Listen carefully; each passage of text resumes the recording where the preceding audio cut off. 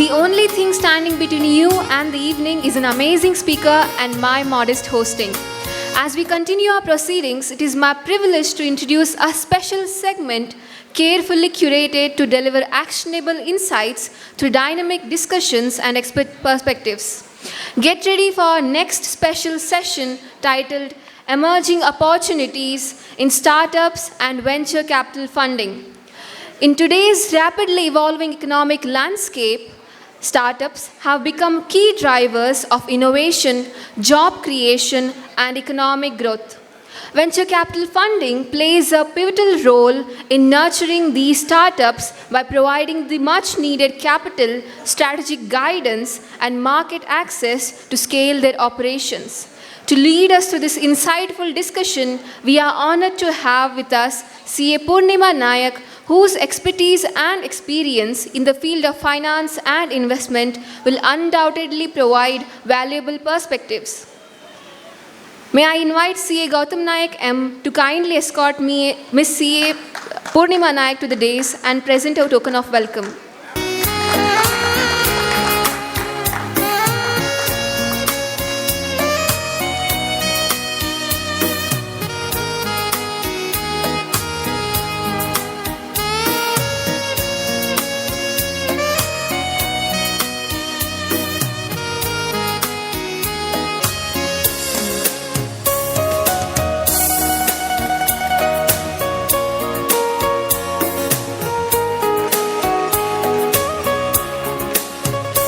Thank you, sir.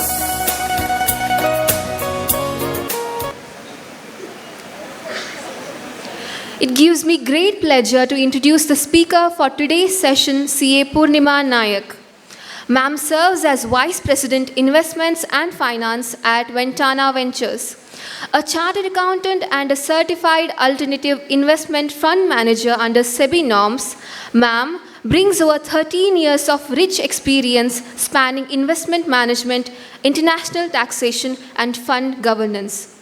She began her illustrious journey at Ernst & Young, where she spent nearly a decade advising on cross-border structuring, mergers and acquisitions, and tax strategy, with a special focus on the IT, ITES, and media and entertainment sectors.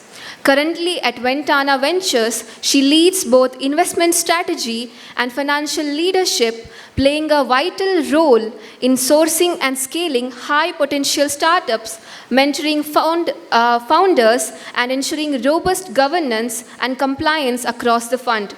Beyond her professional achievements, she is a published author, a respected voice in the financial and startup ecosystem. On behalf of Mangaluru branch of Sikasa of ICI, I extend a cordial welcome to you, ma'am. Hi, everyone. Good evening. I know that it is the last session. I just want to hear a loud hi from all of you so that the people who are outside, they'll get surprised what's happening here. Can we say hi? Thank you. That was helpful for me to, start this session, a little inspiring also. I'm CA Poornima Nayak. I head the investments and finance at Ventana Ventures. So today the topic is, venture capital investment in startups. Can I, by raise of hands, know that how many have heard the term venture capital? Thank you. And how many have heard the term startups? Nice. Good to know that. So venture capital, a simple definition so that, there are a lot of college students here just to, set the context. Venture capital in simple term means that providing capital to a venture, providing a financing or providing an investment to a company, to a LLP, to build a product or to do a business. And startups. What do we mean by startup? Startup means a company or a LLP or a partnership which is registered with DPIIT, and it says that it is set up, at least a 10 year, within the 10 years of its tenure, is under the turnover of 100 crores and is doing something in its technology or building a product, reinventing a product, providing employment and wealth creation to the economy. That's the simple definition of startups. Yeah, nevertheless, today for the discussion purposes, I'm going to pick a startup which became big and it is now a household name, Zomato. You know, Zomato is a listed company today. But back then when it was formed in 2008, it was nothing but a small, idea that got generated out of a garage of the founder. So before we go into, what kind of, startups are there, what are the stages, etc., I would like you to take to the funding stages because I think that's very relevant before we start any discussion here.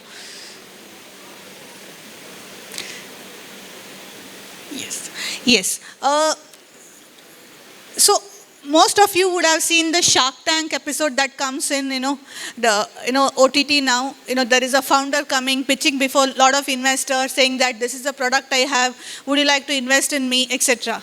But in reality, when you have a product or when there is something that you would like to pitch, you wouldn't go to any investor because every investor has a theme. Every investor has a thesis saying that, okay, I'm going to invest in this particular sector. It could be edtech sector, it could be fintech sector, it could be a lot of other sectors. So one has to, as a CA, as an advisor to that particular startup, you need to understand from the founder what kind of sector is in and what kind of a stage he is in.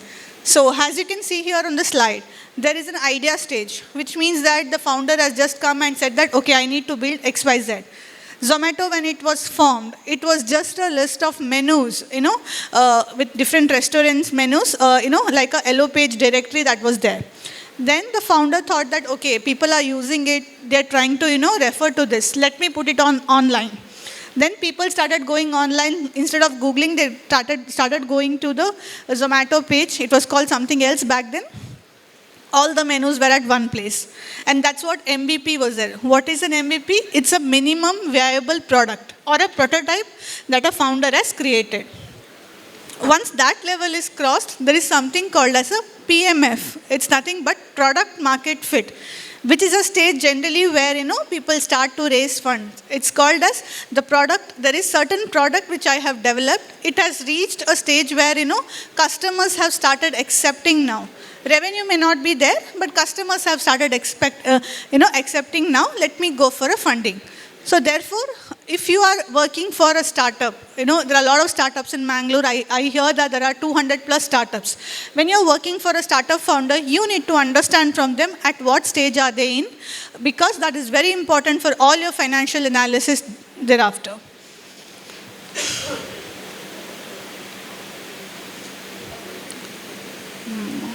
Yeah. What do investors want? Definitely not what is there on the left-hand side of my slide, money. But the question here is, when you're going to an investor saying that fund in my startup, what do we generally look at? And there is a term called as post. What do I mean by that? The founder should know what is a problem statement, what is the opportunity, what is the solution he's trying to figure, and whether there's a team behind it. Post, as we call it.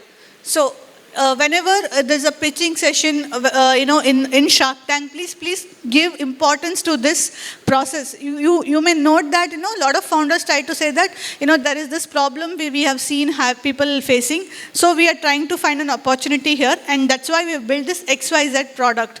Now with the use of this team. So this is the main concept which, investors look at. Yeah. So let's go a bit deep into the team strength and commitment. What I mean by that is, even before achieving a product market fit, there are certain startups who are funded at an idea stage. You might have seen in papers or in the news saying that, this particular idea stage startup or a prototype stage startup is funded. Now, how are they funded? Because there is no product, there is no sales, no revenue. What is the basis for that? In such startups, what investors usually see is the founder market fit. Basically, what it means is that, does the founder has a relevant experience building the product in the past? Has he or has she worked in a particular company where he's got that experience, or it's a family owned business where he's got some sort of idea, or is he a first time entrepreneur who has a passion to do this and has learned got an experience through studying this. So these are the things which we see when we evaluate a very early stage startup. And usually some of the startups are solo founder. By that, what we mean is that the startup is led by the passion and there is only one founder. But then, as we all know, not one person can address all the issues. There has to be a strong leadership team or a co-founder. So usually a team effort is what we see as investors when we invest in a startup. And that also means that there is a certain percentage of ESOPs to be given to the leadership team in the startup. So that as CA advisors, as the advisors of the startup, you can always tell that have a good ESOP given to your leadership team so that they stay with you. They become a good team and then, help you grow the business.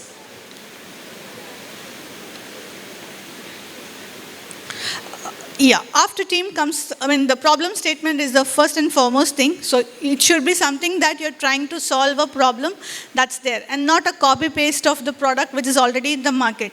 We are now seeing a lot of delivery apps which are doing the same thing, trying to reach in 10 minutes, 5 minutes, 6 minutes and whatnot. It's just copy paste of what one other is doing. It's basically something called as a first mover advantage they're trying to address. But if you're trying to create something unique, you'll have to understand that what is the pain point of the consumer or a customer you're trying to address. Explaining that through a good storytelling is what helps the investor get a clarity in you, saying that, okay, this fellow has done something and there is a actual use case for it. And that's what Zomato did, going back to a case study, when people were checking across the Google that, the menus were spread across, because it was now centralized in one place, people were able to serve that particular restaurant. They could now start ordering from it. That was the second level. That ordering was it. But the restaurant used to deliver. And that's when the Zomato thought that, okay, now let me get into delivery. So then what happened? They started taking orders. They started delivering those food items. So that's how they kept on inventing and addressing the various customer pain points. Market size. Yet again another food example that I have here. So you would have heard these words everywhere, target market audience, serviceable market, etc., etc. In reality, it only means something like, there is a huge food buffet. There are a lot of items available. That is a target audience. Then there's your plate, which can carry, n number of items. And finally, your capability to consume, that becomes the actual market. So in Zomato's case, what happened was that even though entire India would need this product, it was a target audience, but they limited themselves to Delhi first. And then they came down to the Delhi apartments. So, they started nailing the product at one particular location. And once they felt that, okay, we can sell it here, they started doing this exercise throughout India, and that's how they felt as a scalable business. Yeah, product overview. Every founder needs to know what the product is, why is he building it, what is the USP, and as chartered accountants, as advisors to such startup founders, it is of course you would not understand the technical or tech part of it, but it is better to understand on a broad level what does the product do, what are the pros and cons, what are its use cases, etc. It's very important to know that. This is somewhere where we as CAs can add value. So whenever a founder builds a product, he has to sell it, of course. He has to get money out of it. Now, how will we get money out of it? There are various ways to make money. It could be through like Amazon Prime, where you buy it one time. It's a subscription-based money, or it's like a ticket which Zomato has. For today's whatever delivery you have, it is free. Take the ticket of 10 rupees. It could be one-time fee like that, or it could be a freemium service. To a certain extent, it is free. But if you want this XYZ features, it is payable. There are multiple ways of creating revenues, and this is where a tech guy and a finance guy will sit together and chart out, saying that okay, this is how we'll make revenues, and then comes the revenue projections that they will make. competition analysis. Whenever some startup pitches to me, I usually ask them what other companies are there in the market like you. They said no, we are the only one. No one has built something like this. In my mind, I keep saying it's same like saying that you will file GST on your own. That's not possible. You need a CS help these days to file GST. So what happens here is that you may not have an exact replication of the product, but there could be a lot of competition who are doing same or similar of it. They may not have all the features. Try to jot them out and try to see, what are the competition, what are the closest competition that is available.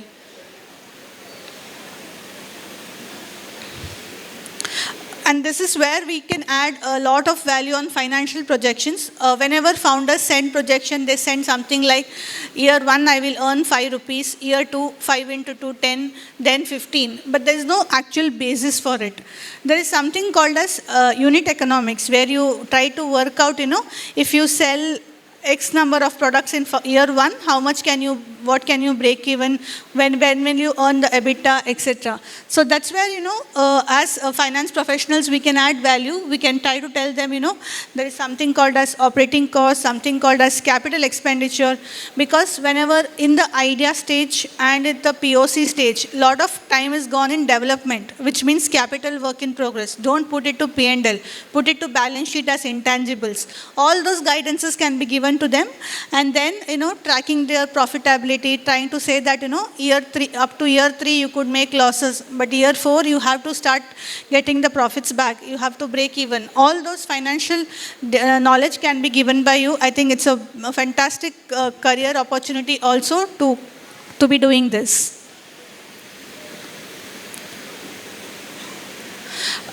These are some specific things, whenever investment happens, what are the things we see?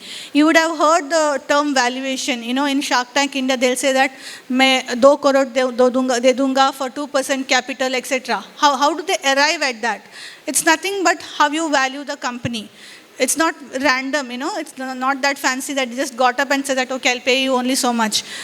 You'll work on the financial projections, you'll do a DCF method, or, you'll do a fair value method, and then you'll arrive at a particular valuation number. And you will help the founder, to say that, look, this is what you could earn in next 5 years, and that's why your company is valued at so much. So valuation is yet another opportunity for you to get in as a career path as CAs.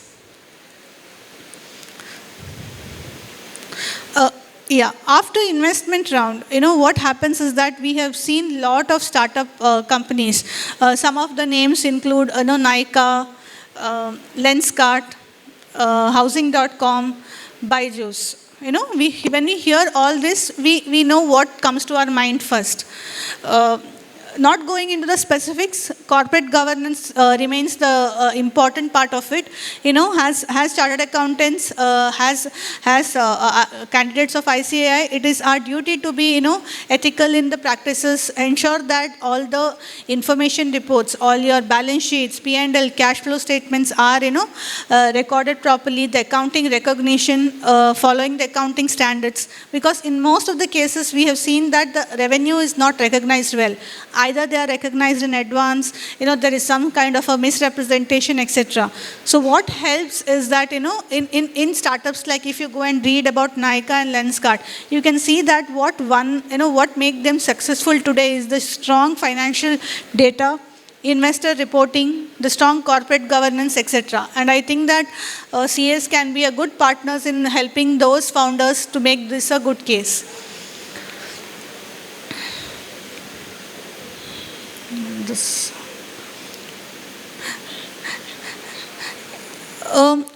Because whenever we think about CS, we look the person like just a finance manager handling for startups. But if you are working in a startup, there are a lot of other things that you can do. If you are working in a venture capital, there are a lot of other things apart from finance that you can do. And some of them are, and I think that certain subjects in your CA courses also help you align and help you work towards that as a career.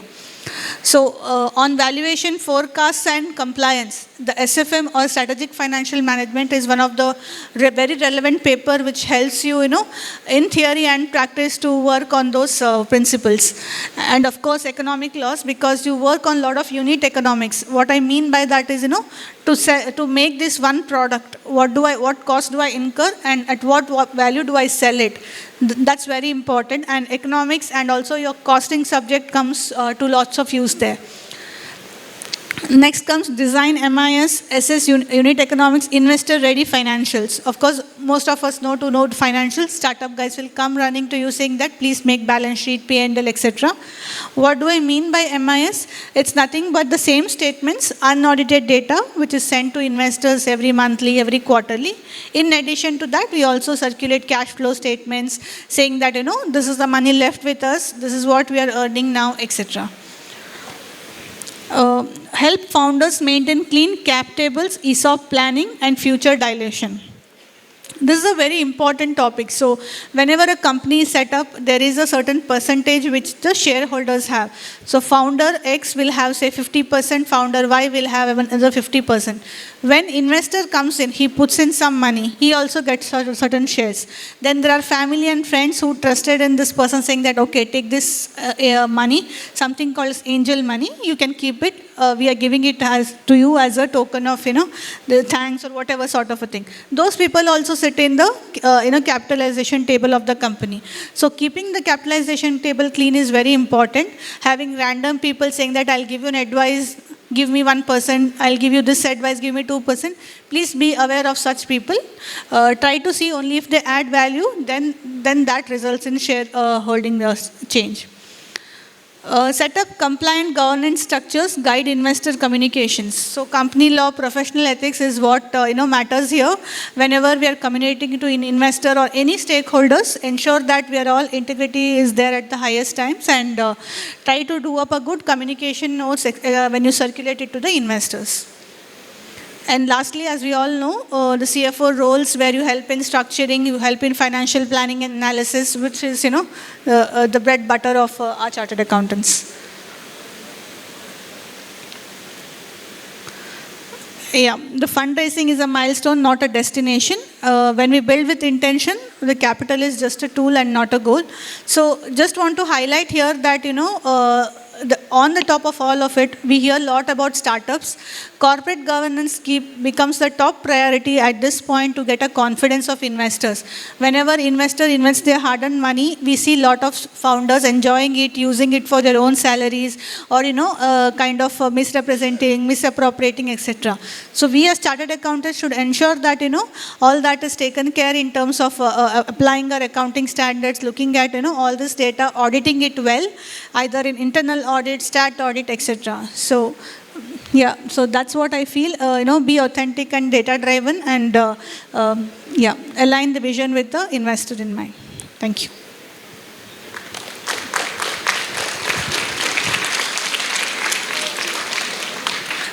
If there are any questions, I'm open to answer any questions. I wanted to keep it short and simple, considering this is the last event of the day. You're all waiting for the cultural program. And I know as a student, I've been at that side of this thing, waiting for the last session to be over and, let this girl go. Let me just enjoy and, listen to cultural programs now.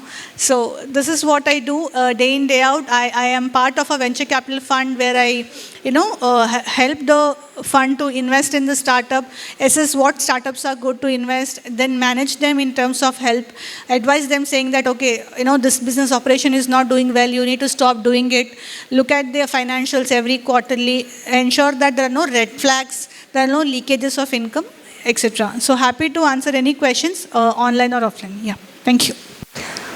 A heartfelt thank you to you, ma'am, for that enlightening and thought-provoking session. Your insights have provided us with a deeper understanding of the evolving startup ecosystem and the vital role of venture capital in driving innovation and growth. I'd like to request CA Bantwal Nitin Bali to present a token of our sincere gratitude to our esteemed speaker.